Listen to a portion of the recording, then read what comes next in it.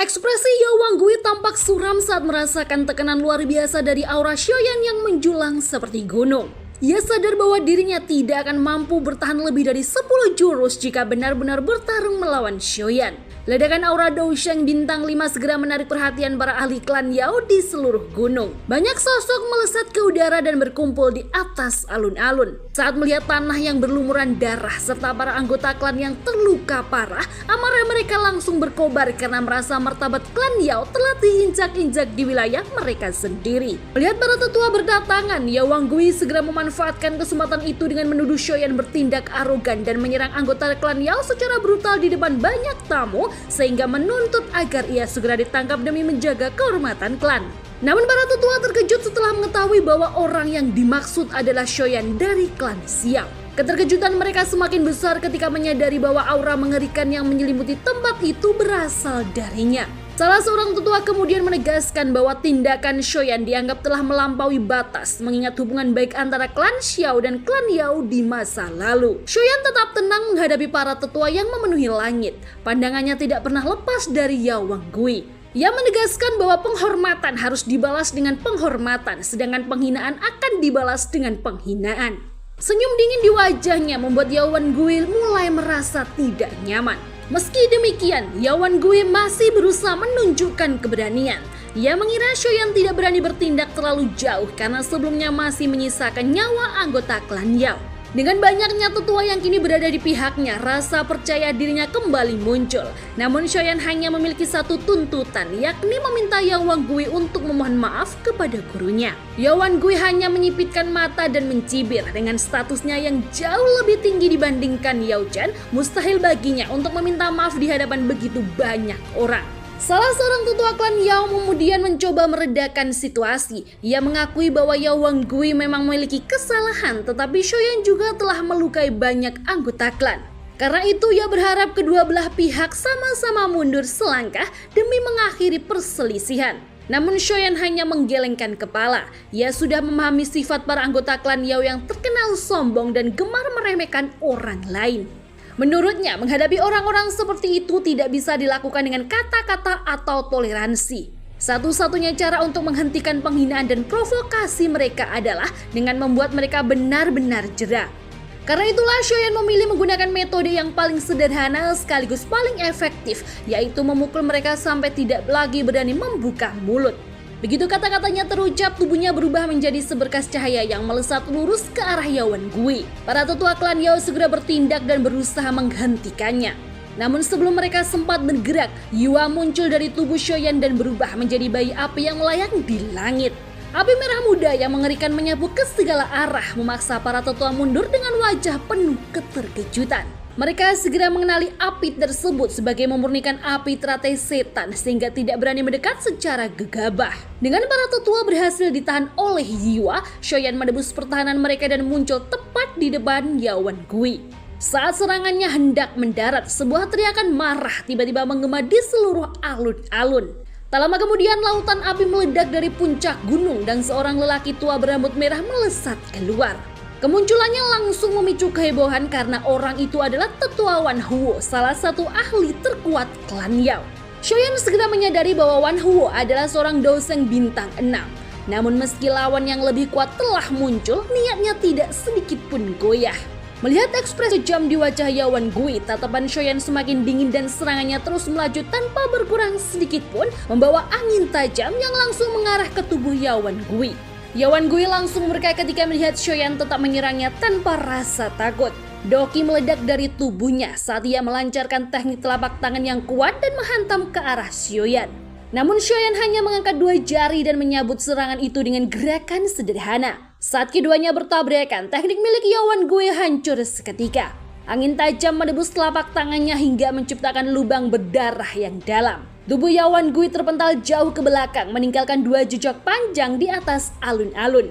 Setelah berhasil menghentikan dirinya, ia memuntahkan seteguk darah segar dengan wajah yang dipenuhi keterkejutan dan kemarahan. Kekalahan hanya dalam satu benturan membuatnya kehilangan kendali. Matanya memerah saat niat membunuh memenuhi hatinya. Dengan raungan penuh amarah, ia kembali menerjang Xiaoyan menggunakan kecepatan maksimum. Kali ini Yao Gui menyebarkan bubuk putih dalam jumlah besar ke udara. Bubuk itu segera berputar dan membungkus tubuh Shoyan dari segala arah, berusaha menjebaknya di tengah serangan yang telah dipersiapkan. Bubuk putih yang disebarkan Yawan Gui menunjukkan kekuatan mengerikan begitu menyentuh tanah. Lantai batu yang keras langsung terkikis hingga lenyap, membuktikan bahwa itu adalah racun yang sangat mematikan. Namun sebelum Yawan Gui sempat merasa puas, sebuah tangan yang diselimuti api merah muda tiba-tiba menembus kabut racun dan mencengkram lehernya dengan kecepatan luar biasa. Pemandangan itu membuat Tetua Wan Huo menjadi murka. Tanpa ragu ia mengumpulkan doki api yang sangat besar dan membentuk tombak raksasa sepanjang ribuan kaki sebelum melemparkannya ke arah Sioyan. Sioyan menghentakkan kakinya ke tanah dan langsung memanggil pilar magma raksasa yang meledak dari bawah. Tombak api tersebut hancur berkeping-keping begitu bertabrakan dengan pilar magma. Meski serangannya gagal, Wan Huo berhasil mendekat. Ia segera melancarkan serangan telapak tangan yang mengandung kekuatan ruang yang mengerikan. Namun Shoyan tetap tenang. Sambil terus mencengkram leher Yawan Gui yang berusaha melarikan diri, ia mendengus dingin dan memanggil sosok hitam ke sisinya. Sosok itu langsung bergerak maju dan menyambut serangan Wan Huo dengan benturan keras tepat di hadapan semua orang, menghentikan tetua klan Yao tersebut sebelum ia sempat menyelamatkan Yawan Gui. Benturan antara sosok hitam dan tetua Wan Huo memicu gelombang kejut dahsyat yang menyapu alun-alun. Retakan padat segera menjalar ke segala arah di atas lantai batu yang keras, sementara kedua pihak sama-sama terdorong mundur beberapa langkah. Namun pertarungan di belakangnya sama sekali tidak mengalihkan perhatian Shoyan. Tatapannya tetap tertuju pada Yawan Gui yang berada dalam genggamannya. Jarinya semakin mengencang di leher pria tua itu hingga wajah Yawan Gui berubah pucat dan dipenuhi ketakutan. Pemandangan itu membuat banyak ahli klan Yao merasakan hawa dingin menjalar di punggung mereka. Di hadapan begitu banyak tetua dan bahkan setelah kemunculan Tetua Wan Huo, Shoyan tetap berhasil menekan Yawan Gui tanpa hambatan berarti. Barulah saat itu mereka benar-benar menyadari betapa mengerikannya kekuatan Shoyan. Bahkan gabungan para tetua klan Yao tidak mampu menghentikan langkahnya sedikit pun. Tetua Wan Huo kembali berteriak dengan marah mengingatkan Shoyan bahwa ia sedang berada di wilayah klan Yao. Namun Shoyan tidak sedikit pun menunjukkan rasa gentar. Dengan tatapan dingin ia menegaskan bahwa dirinya tidak pernah berniat membuat keributan. Akan tetapi siapapun yang berani menghina atau menggertak gurunya harus siap menanggung akibatnya. Di hadapan tatapan banyak orang, Yawan Gui terus berjuang dalam cengkraman Shoyan, tetapi ketakutan di wajahnya semakin jelas. Pada saat itu Yiwa yang berada di langit segera turun dan mendarat di bahu Shoyan. Api terata iblis pemurni berputar di sekelilingnya, memancarkan suhu mengerikan yang membuat banyak ahli klan Yao diam-diam terkejut. Sebagian besar dari mereka bahkan belum pernah menyaksikan api surgawi sekuat itu secara langsung. Tak lama kemudian Raja Utara melangkah maju dan berdiri di depan Shoyan tepat di jalur Tetua Wan Huo. Ekspresi Tetua Wan Huo semakin suram saat menatap barisan kuat di sisi Shoyan, terutama ketika pandangannya tertuju pada Raja Utara yang dingin dan tanpa emosi. Setelah bentrokan sebelumnya, ia telah menyadari bahwa bahkan dirinya yang merupakan Daoseng bintang 6 tidak mampu memperoleh keunggulan atas sosok misterius tersebut. Kesadaran itu membuat rasa gentar perlahan muncul di hati Tetua Wan Huo karena kekuatan yang dibawa Shoyan jauh lebih mengerikan daripada yang mereka perkirakan. Tetua Wan Huo akhirnya menyadari bahwa pemuda itu memang pantas menyandang reputasinya. Meski masih sangat muda, kekuatannya sudah mampu menandingi para ahli generasi tua. Bahkan di seluruh benua hampir tidak ada seorang pun dari generasi muda yang dapat menandinginya. Menyadari sulitnya menekan Shoyan dengan paksa, kemarahan Tetua Wan Huo perlahan mereda. Ia kembali memilih mengambil langkah yang lebih lunak dengan meminta Shoyan melepaskan Yawan Gui demi menjaga wajah klan Yao pada hari penting tersebut. Perubahan sikap itu langsung membuat banyak anggota klan Yao terkejut. Mereka tidak menyangka seorang Daoseng bintang 6 seperti Tetua Wan Huo justru memilih bernegosiasi daripada menggunakan kekuatan untuk menundukkan Shoyan.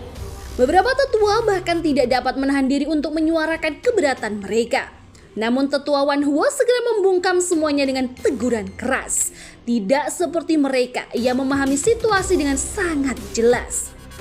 Raja Utara saja sudah cukup merepotkan, sementara di sisi lain masih ada Yiwa yang mengendalikan api teratai iblis pemurni. Jika pertarungan besar benar-benar pecah, klan Yao belum tentu akan memperoleh keuntungan. Meski mereka tidak puas, para tetua akhirnya terpaksa diam.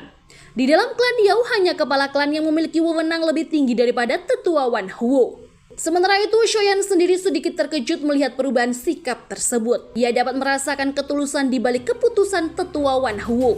Karena itu, ekspresi dingin di wajahnya perlahan mulai lunak. Melihat sikap Shoyan mulai melunak, tetua Wan Huo segera bertanya apakah tujuan kedatangan mereka ke klan Yao sebenarnya bukan sekedar mencari masalah dengan Yao Wan Gui. Shoyan tidak langsung menjawab dan justru menoleh ke arah Yalao, menunjukkan bahwa keputusan akhir berada di tangan gurunya. Tindakan itu membuat perhatian seluruh hadirin beralih kepada Yalao yang sejak awal tetap tenang mengamati situasi. Yalao kemudian menyatakan bahwa karena tetua Wan Huo telah turun tangan secara pribadi, mereka tidak akan terus memperpanjang masalah. Baginya, tujuan utama mereka sudah tercapai. Klan Yao telah menerima peringatan yang cukup jelas sehingga tidak perlu lagi memaksakan konflik hingga ke titik yang lebih jauh. Mendengar keputusan tersebut, tetua Wan Huo diam-diam menghela nafas lega. Namun saat menatap Yalao, perasaan rumit memenuhi hatinya. Ia tidak pernah membayangkan bahwa orang yang dahulu diabaikan oleh klan Yao kini telah menjadi seorang dosen dan bahkan berhasil mendidik murid luar biasa seperti Sioyan.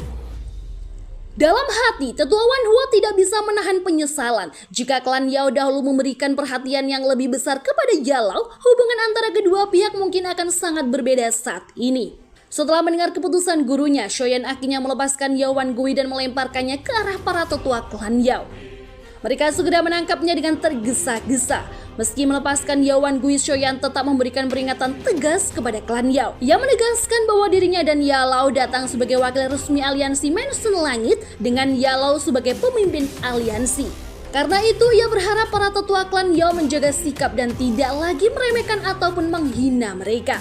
Shoyan juga mengingatkan bahwa meskipun aliansi Mansion Langit baru berdiri dalam waktu yang relatif singkat, mereka tidak akan membiarkan siapapun mencemarkan nama baik atau merendahkan martabat aliansi tersebut sesuka hati.